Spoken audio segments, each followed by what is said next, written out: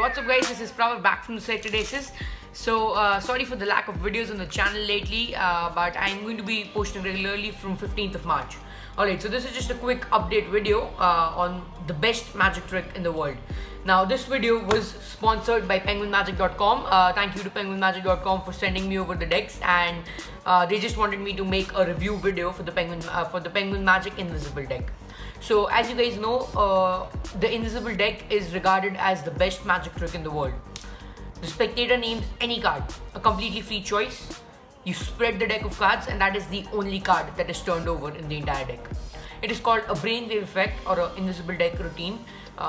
It is a gaff deck. It is a completely gaff deck. So one thing to bear in mind here is that you'll have to carry an extra additional deck of cards just for this trick.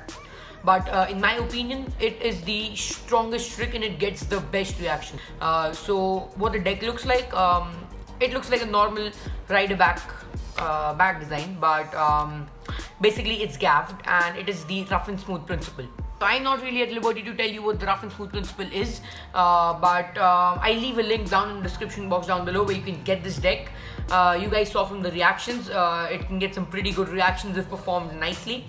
And it's really easy to handle. It comes in a regular standard bicycle rider back tuck case, the old bicycle rider back tuck case. So the rough and smooth principle or the invisible deck is really easy to perform once you get hang of how much pressure to apply. But that is it for this review, guys. This is just a quick review and letting you know. So don't forget to like this video, don't forget to subscribe to my channel. Sorry for the lack of videos again. I'll be posting regular content from the 15th of March, so stay tuned for that. This is Pravar Jain signing out. Peace out.